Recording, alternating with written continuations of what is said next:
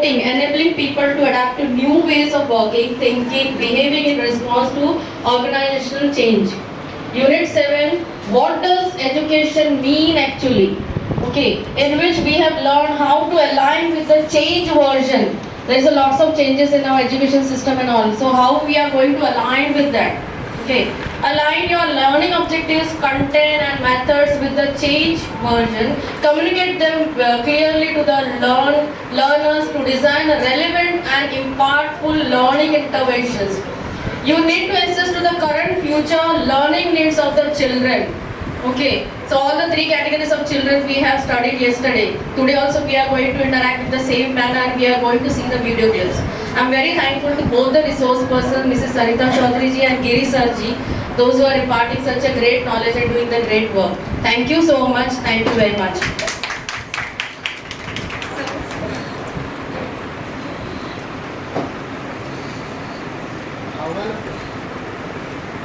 अहवाल वाचन झाल्यानंतर आज आपण पुढच्या तासिकेला सुरुवात करणार आहोत. एक होमवर्क दिला होता तुम्हाला मी. जास्तीत जास्त क्वेश्चन्स काढायला सांगितले होते. तर प्रत्येकाने फुलस्केप पेपरवर किंवा वहीमध्ये ज्या ठिकाणी तुम्ही क्वेश्चन्स काढले असतील ते क्वेश्चन्स आम्हाला सांगा की हाऊ मेनी नंबर्स सांगा किती क्वेश्चन्स तुम्ही काढले. 11. बरं, मॅडमने 11 क्वेश्चन्स काढले, 10 काढले, आणखी 12 काढले, आणखी 7 काढले, 8 काढले. बरं, 10 पेक्षा अधिक काढलेले कोणी येतात? हात वरती करा. 12. कोणाचे? 12. मॅडमनी 12 काढले. 12 पेक्षा जास्ती क्वेश्चन्स कोणी काढलेले आहेत का? नाही. बरं, एकही क्वेश्चन काढला नाही असं कोण आहे का? 0 क्वेश्चन्स. हात वर करा. त्यांच्यासाठी एकदा सर्वांनी टाळी वाजवा. मॅडम सर, काढला नसेल तर क्वेश्चन्स घरी गेल्यानंतर सर्वांनी काढावे अशी अपेक्षा आहे. कारण बघा, तुम्ही पण विद्यार्थ्यांना सांगता आणि विद्यार्थ्यांनी नाही ऐकलं की आपल्याला बरं नाही वाटत. त्यांनी काहीतरी प्रयत्न तर करायला पाहिजे. तर आपल्याकडं मॅडम नाव काय? कदम मॅडमनी 12 प्रश्न काढलेले आहेत. तर त्यांनी त्यांच्यासाठी आपण सेल्फी विथ सक्सेस की आपल्या यशस्वी विद्यार्थिनी आहेत आणि त्यांनी हे चांगलं काम केलं म्हणून 11 आणि 12.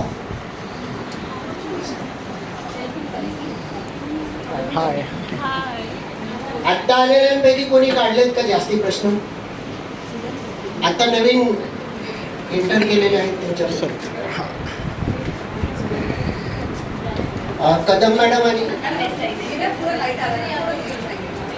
कदम मॅडम आणि देसाई मॅडम या दोन्ही प्रशिक्षणार्थ्यांसाठी जोरदार सगळ्यांनी टाळी वाजवा की त्यांनी खूप छान काम केलेलं आहे.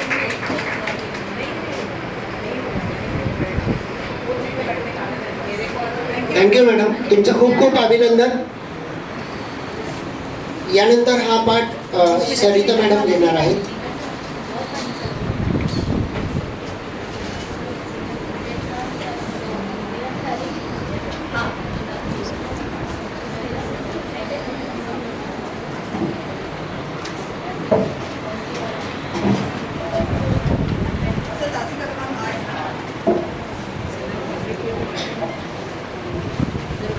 तासिका क्रमांक 8 शुरू करेंगे.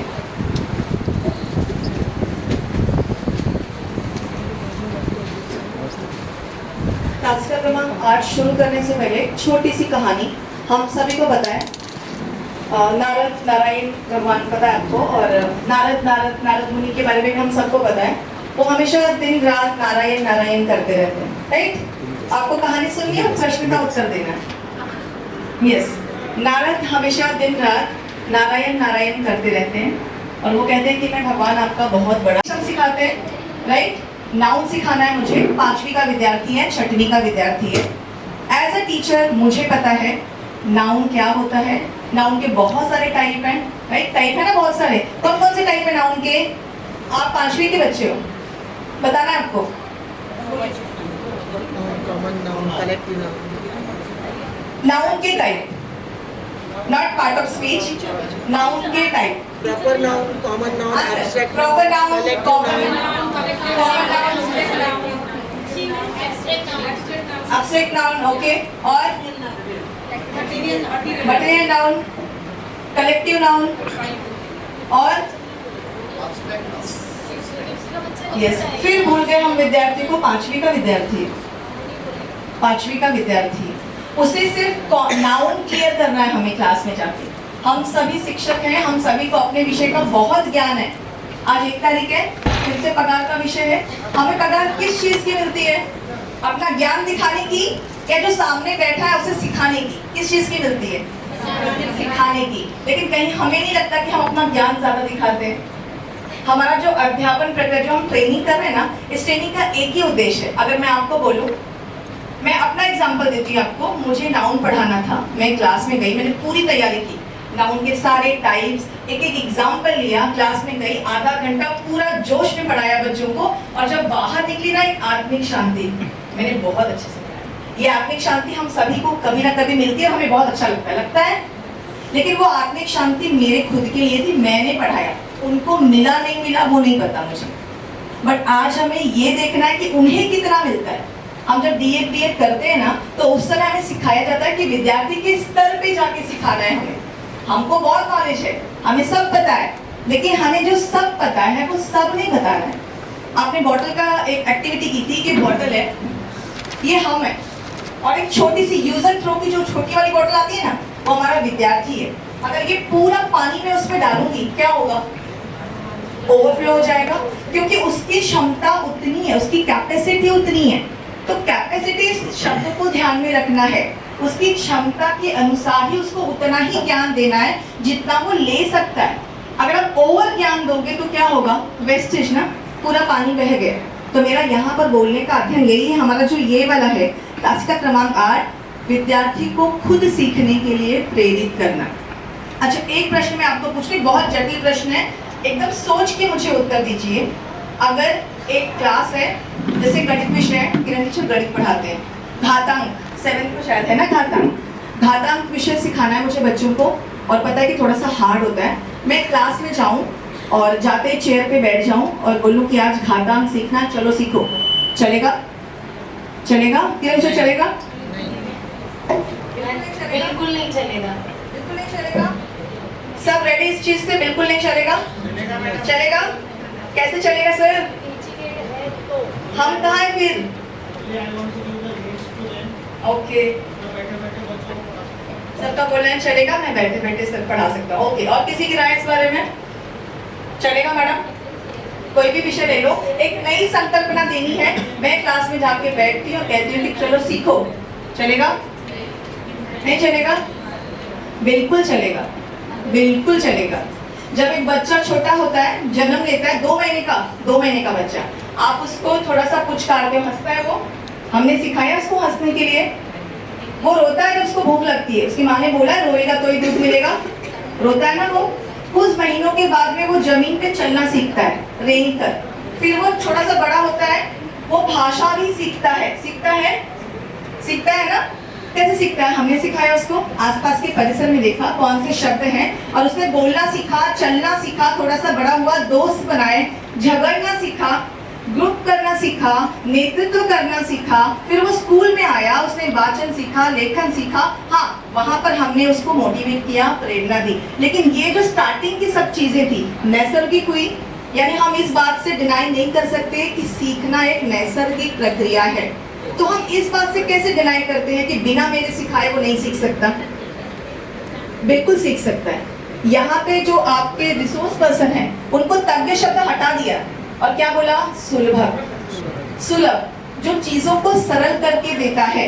तो हम एज ए टीचर भी एक सुलभक होंगे। अब आज के बाद क्लास में जाने के बाद में हमें पढ़ाना नहीं है, हमें सुलभक की भूमिका निभानी है। एक आवाहन लेके जाना है, आवाहन घातांक। बच्चों को बोलना है, मैं तुम्हें नियम बताती हूँ कैसे कैसे आपको हल करना है। तीसरा वाले बच्चे होंगे, असर वाले होंगे, नास वाले विद्यार्थी होंगे। तीसरा वाला पहले करके आ जाएगा, उसकी हेल्प से हमें नास और असर वाले को सिखाना है। और हमारी भूमिका क्या है वहां पर? हमारी भूमिका है सिर्फ प्रेरणा देने की। सुलभता की है, उसकी चीज़ों को आसान करके देने की। मैं आपको मेरा एग्जाम्पल बताती हूँ। क्लास में गई, सब कुछ तैयारी करके बच्चों को पढ़ाना शुरू किया, और मेरे पढ़ाने से पहले एक बच्चा मेरे पास में आया, बोले टीचर मुझे आता है, करके दिखाऊं? मुझे लगा ठीक है, करके दिखाओ। करके दिखा, एकदम सही था। जब मैं कुछ सिखाती हूँ उसके बाद मेरा स्टूडेंट करता है, मुझे बहुत खुशी मिलती है। लेकिन मेरे सिखाने से पहले कर देता तो मुझे कहीं ना कहीं पर इसको कैसे आ गया लगता है। रियलिटी है ये। मेरे सिखाने के बाद अगर मेरा स्टूडेंट करता है मुझे बहुत खुशी मिलती है, लेकिन मेरे सिखाने से पहले अगर वो पहले से करके आ जाए, मैं क्या बोलूँगी, चल वहाँ बैठ, क्लास को डिस्टर्ब मत कर, सीख के आए ट्यूशन वगैरह में से। राइट? गलत। वो मेरा पीसा वाला विद्यार्थी है जिसको एक बार डांट के मैंने उसके अंदर की क्षमता खत्म कर दी, बट नेक्स्ट टाइम कभी नहीं करके आएगा। ये जो सेल्फ सक्सेस हम लेते हैं ना, ये यही है। हमें उसको मोटिवेट करना है, सेल्फ सक्सेस लेनी है। नेक्स्ट टाइम वो एक नहीं करके आएगा, मेरे सिखाने से पहले क्लास का 10 स्टूडेंट करके आएंगे और उनकी हेल्प से मैं पूरी क्लास को सिखा के लूंगी। हम कहते हैं ना, अगर मेरा कोई विद्यार्थी IPS ऑफिसर बन गया, कोई बहुत बड़ा वकील बन गया, मैंने सिखाया है, हमें प्राउड फील होता है। लेकिन वो जो कुछ नहीं बना उसके लिए कौन जिम्मेदार है? मैं ही ना। अगर मेरा सिखाया एक विद्यार्थी IAS IPS बन सकता है, तो मेरा सिखाया विद्यार्थी अपना रोजगार भी नहीं ले पा रहा है, गरीबी में जीवन जी रहा है, उसके लिए जिम्मेदार भी तो मैं ही हूँ ना। तो हमारा यहाँ उद्देश्य सिर्फ क्लास में जाके सिखाना नहीं, हमें सीखने में हेल्प करनी, क्योंकि सीखना एक नैसर्गिक प्रक्रिया है जो समय के हिसाब से अपने आप अद्ययावत चलती रहती है। हमें भी सीखना है। आप देखेंगे हमारे रिसोर्स पर्सन नौटी सर हैं, 22 का जो फर्स्ट डे आए थे सर को सिर्फ 4 साल बाकी हैं, लेकिन आप देखोगे उनको सारी चीज़ें ऑपरेट करनी बहुत अच्छे से आती हैं, कॉपी पेस्ट करना, बहुत सारी चीज़ें सीखा उन्होंने। क्यों सीखा? 4 साल ही बाकी रिटायरमेंट को। अब इसे सरेंडर कर दिया होता कि नहीं क्या करूँगा करके, मेरा खत्म हो गया सर्विस, बट सीखा सर ने। क्योंकि अगर हम नहीं सीखते हैं, समय के साथ नहीं, आउटडेटेड हो गए ना हम, कोई मतलब ही नहीं। तो यहाँ हमारा जो ये हम पढ़ रहे हैं, जो ये ट्रेनिंग ले रहे हैं, इसका एक ही उद्देश्य है, हमें अपना ज्ञान नहीं दिखाना। हमें अपना ज्ञान हमने अपने स्कूल पीरियड में दिखा दिया। मैं बहुत अच्छा भाषण देती हूँ, मैं बहुत अच्छा गाना गाती हूँ। अब मेरा उपलब्धि क्या है? मैं मेरे विद्यार्थी को ऐसा करूँ कि वो अच्छा भाषण दे, वो अच्छा गाना गाए, वो कॉम्पिटिशन में जीत कर आए, वो सारी चीज़ें। तो हमारा ये जो 8वां है तासिका है, ये बहुत महत्वपूर्ण है, और ये वही कहती है। इसका पहला ही प्रश्न देखिए,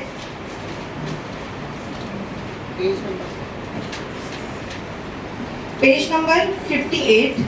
तुम्ही लहानपणापासून आजपर्यंत काय का शिकला आहात यांची यादी करा. आपको सारा लिखना है, स्टार्टिंग से फटाफट लिखना है आपको.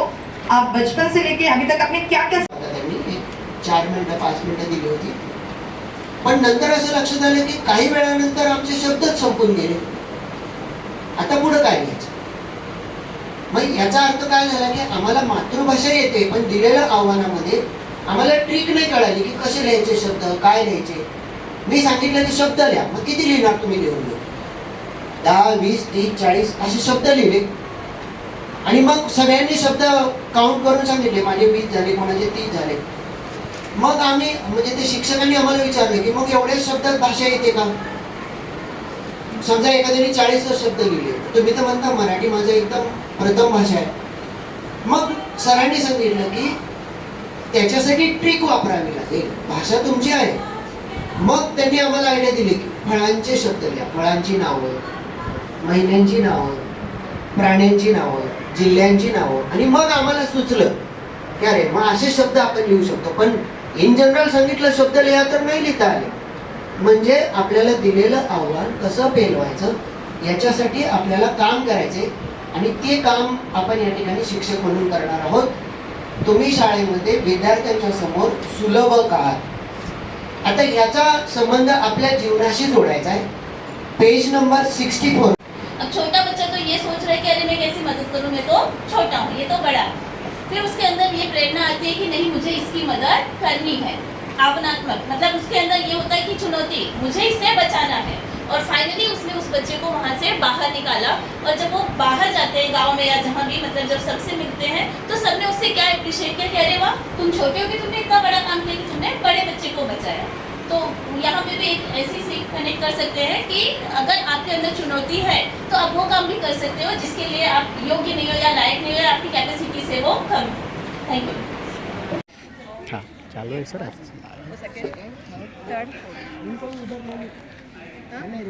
ठीक है सर, आ जाइए मैडम. आ जाइए क्वेश्चन सर आप क्वेश्चन पूछ रहे हैं हाँ हाँ या सगळेजण विचारा ना. नमस्ते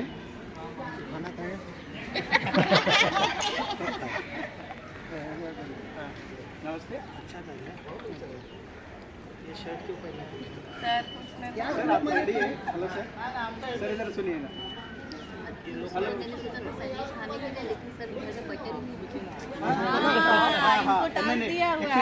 प्लीज गिव अटेंशन ये बात मत करना है मेरे तरफ ध्यान दे दो आपको टच नहीं करना है sir This is the mobile and its color is green. How nice it is. आ जाओ You can see the आ picture जाइए here. सर अगला जगह आ जाइए आइए Student का attention divert करने के लिए question पूछने के लिए. सर ऐका ना सर हाँ हाँ अभी उसी दिमाग हाँ दिमाग का वेट कितना है बोलो अपने दिमाग का वेट बोलो सर क्या है अपने सर दिमाग का मत वेट परेशान करो उनको चलो अरे सर उनको मालूम नहीं होगा जाने दो After the body. Neck, nose. Last वाले में अच्छा किया हाँ नहीं मिला स्टार्टिंग में मुझे लगा अरे ये ऐसा क्यों कर रहा है मैं ऐसा क्यों कर रहे हैं बाद में पता लगा इनको टास्क मिला है अच्छा ये अच्छा था मतलब ब्रेन का वेट कितना है ना आपको मालूम नहीं है मुझे पता है आपको पता है कि नहीं आपको पता फिर मैं क्यों पूछ रहे हो मैं बोल देता हूँ Where is your head? किधर है हेड किधर है आपको नहीं पता आप बताइए आपका हेड है किधर आपको है? पता है कि नहीं मुझे चेक करना है समोर उत्तर द्यायचं. आपको पता है कि नहीं वो मुझे कंफर्म करना है आप दूसरे से जाके कंफर्म कीजिए ना. आप यहाँ क्यों पूछ रहे हैं? हम आपसे बात कर रहे हैं. आपसे ही जानना है नहीं नहीं आप आगे जाके दूसरे से पूछिए. आप चलो हमारे मैडम टीचर नहीं है मिलेगा ना. उसको चलो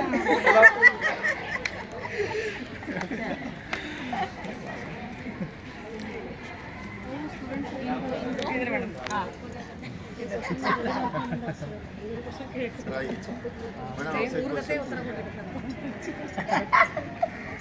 हमारे शरीर में जो ब्लड है रेड कलर का उसमें कितने ग्रुप्स है what are the blood groups उसका नाम बताइए नहीं 4 से ज़्यादा है ए पॉजिटिव हो ना ओ है O positive O negative A B positive A B negative A negative B positive B negative A B positive ऐसा पॉजिटिव नेगेटिव पकड़ेंगे तो बहुत ज़्यादा हो जाएंगे मेन मेन सिर्फ 4 ग्रुप है A B A B and O thank you madam answer मिला सर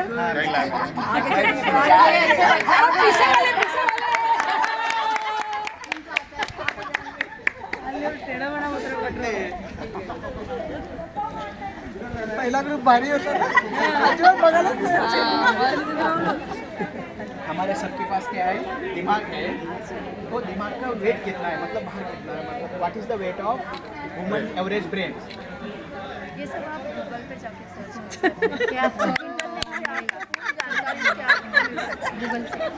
गूगल से तो मिल सकता है गूगल में तो कुछ भी मिल सकता है लेकिन मुझे जानना है मेरे बच्चों को कितना नॉलेज है ये वहाँ से आप उसकी जानकारी लाइब्रेरी बुक से हाँ बुक से पढ़ सकते हो साइंस किताब में मिलेगा गूगल में मिलेगा लेकिन मुझे ये जानना है आप लोगों को कितना पता है हाँ आप लोगों को कितना पता है मुझे जानना है पढ़ना बहुत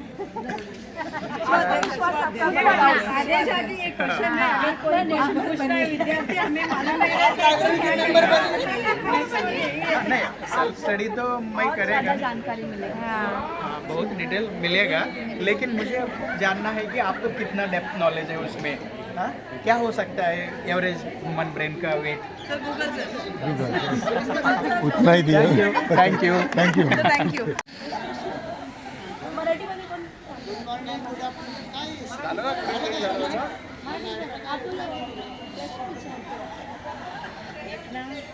एक मीटरचा कपडा आहे चौरसाकृती कपडा आहे त्याचे 4 तुकडे केले तर त्यातल्या एका तुकड्याची परिमिती किती असेल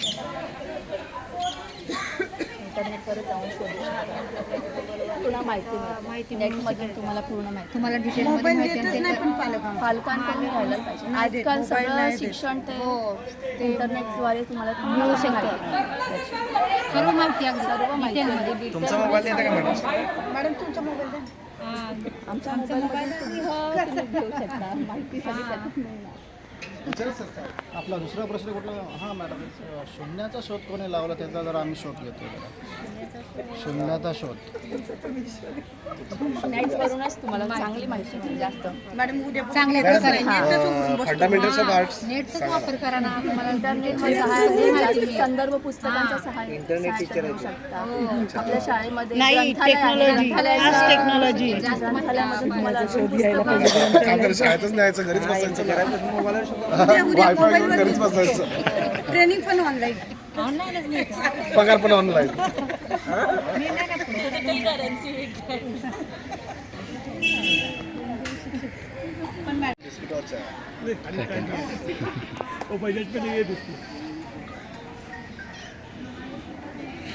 हाँ सर हाँ बोलिए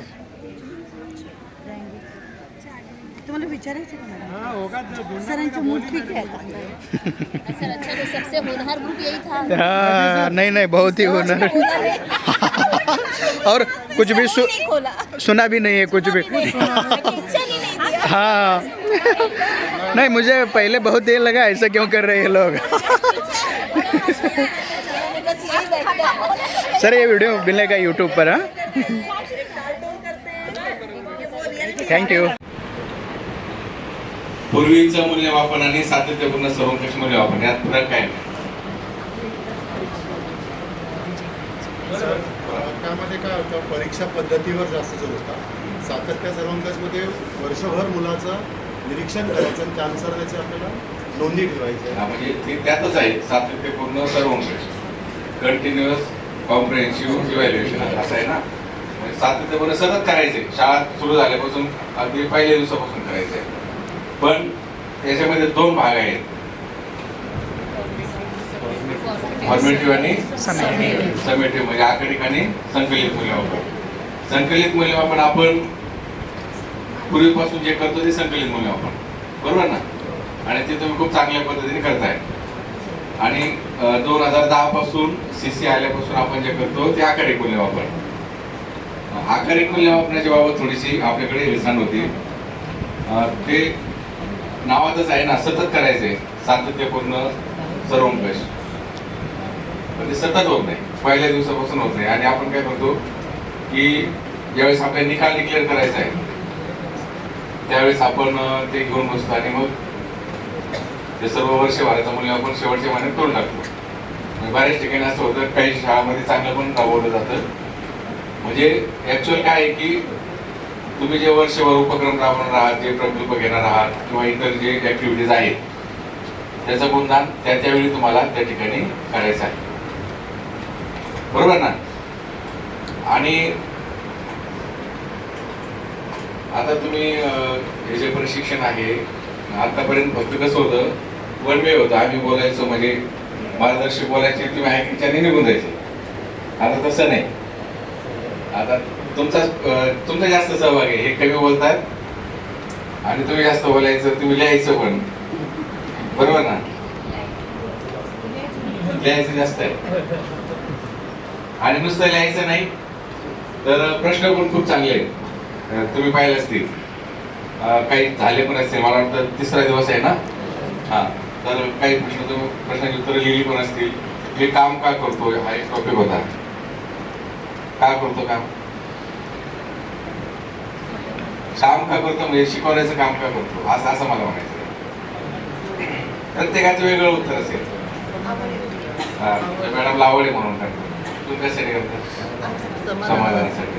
भारताचा नागरिक भारताचा आदर्श नागरिक जागतिक पातळीवर अर्थार्जनासाठी. फक्त अर्थार्जनासाठी करता?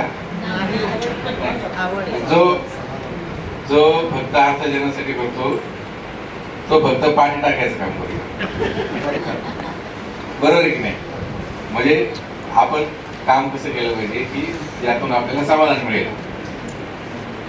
करायचंच आहे ना मग ते आनंदाने करायचं. कोणी सांगितलं जबरदस्तीने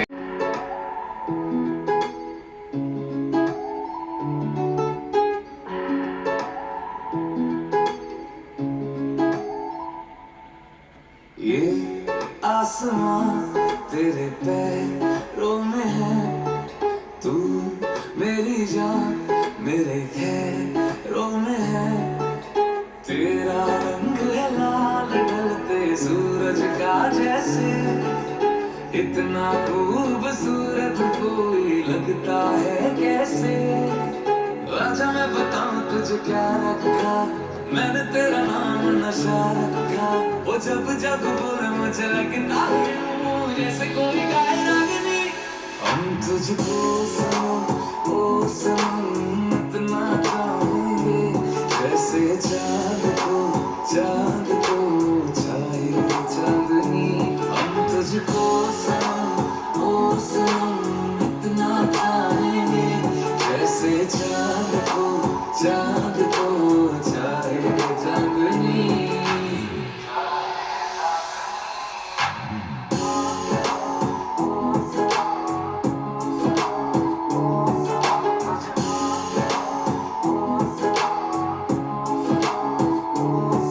चाहे पागल दीवाना आवारा है तू, पर मेरी जान सहारा है तू।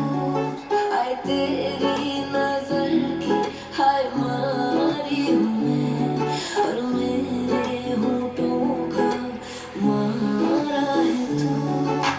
दिल करे मेरा कैसा बन जाए मंजर, तुझको छूना है यार समंदर के अंदर। आजा रोज आया कर सिखा करे, समंदर के पानी को मीठा करे। तेरे होठों की लाली गले के सनम नारे लगाए चांदनी। हम तुझको सनम ओ सनम इतना चाहेंगे, जैसे चांद को छाए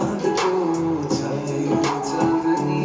हम तुझको सनम ओ सनम इतना चाहेंगे, जैसे चांद को छाए चांदनी।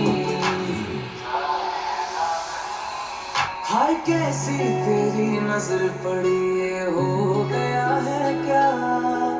बन गया हूँ शायर मैं, शायर नहीं था। ओ चल मेरा हाथ फड़ यार चलिए, आजा आजा बंदना तुम बाहर चलिए। ओ बत्तियां बुझा दिया चन्न दिए ने, एक दूजे को जिस्म आ जलिए। जब एक दूजे को हम दोनों नजरों से पाएंगे, चलने वाले लोग जाने और जलाएंगे। लोका दिया नजरां ने कालियां वे, दूर दूर कर देने वालियां वे। जानी जानी जानी जानी जानी तुझे रवियों से छुपाए चांदनी। हम तुझको सनम ओ सनम इतना चाहेंगे, जैसे चांद